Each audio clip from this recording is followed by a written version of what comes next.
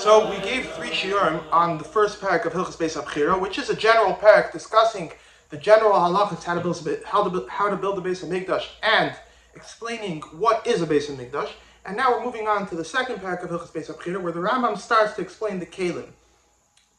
Perek Beis speaks about the Mizbeach, and Perek Gimel speaks about the rest of the kelim, and only then in Perek Daled and Hey the Rambam discusses the rest of the structure, which fits very well with what we discussed in the first halacha of Hilchos Beis Habechirah, that according to the Rambam, the main thing of the mitzvah of building a Beis Hamikdash is to make a place for avodah.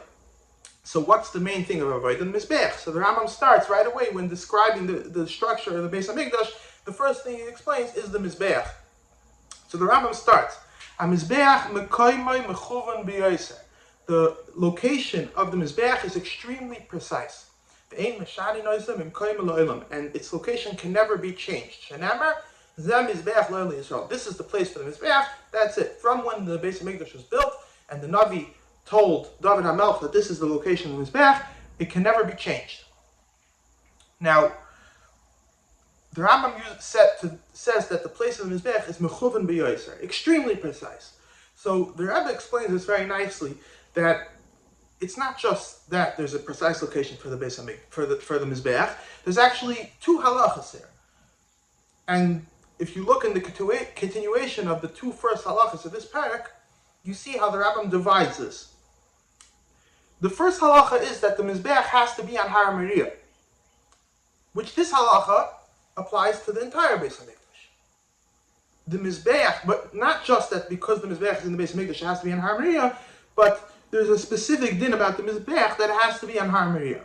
And then there's a second halacha that not just the Mizbeach has to be on Har Moriah, but within Har Moriah itself, it has to be in an extremely precise location in that exact spot. And this halacha is not said about the rest of the Beis Hamikdash.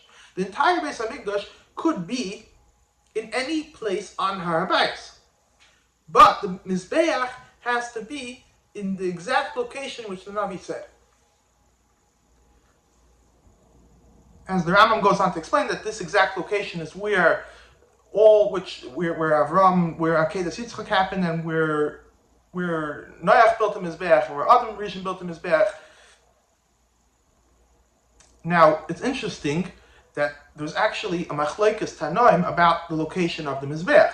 Out of all things of the Beis Hamikdash, this is something that the Tanoim argue about. Rabbi Yossi, the Gemara says that the Mishnah says that Rabbi Yossi says that the entire Mizbeach was in the southern side of the Azara, the northern side of the Azara, and Rabbi Yehuda held that the Mizbeach was exactly in the middle of the Azara, and then the Gemara brings that Rabbi Elazar ben Yaakov held that the Mizbeach was entirely on the southern side of the Azara. So the Rambam is telling us that the Mizbeach has a precise location, but then if you look in the Gemara, it seems that they're actually arguing from min hakatza la hakatza.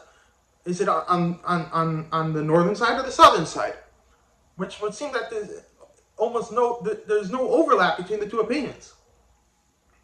So what it really boils down to, if you think about it, is that they're not arguing where the Mizbeach is, they're arguing where the Beis Hamikdash is. You have to think about this. The Mizbeach has its location. And now they're arguing, is the Mizbeach in the northern side of the Azar or in the southern side of the Azar? So essentially what they're arguing is, do you pull the entire Beis Hamikdash if you say the Mizbeach was in the northern side of the Azar, then you're pulling the entire Beis Hamikdash to the southern side of the Mizbeach. And if you say the entire Mizbeach was in the southern side of the Azar, then you're pulling the entire Beis Hamikdash to the northern side of the Mizbeach.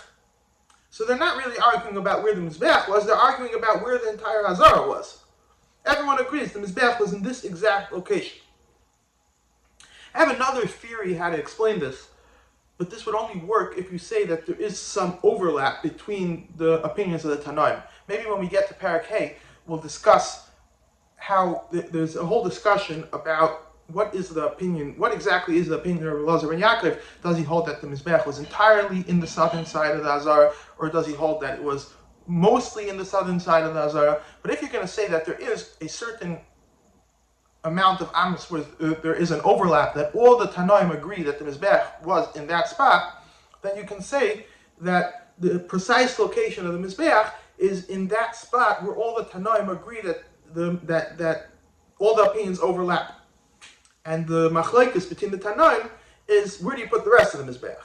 In other words, or what you could say is that the place of the Mizbeach in the Mishkan was on the, at least according to this understanding, the place of the Mizbeach in the Mishkan, according to all the opinions, was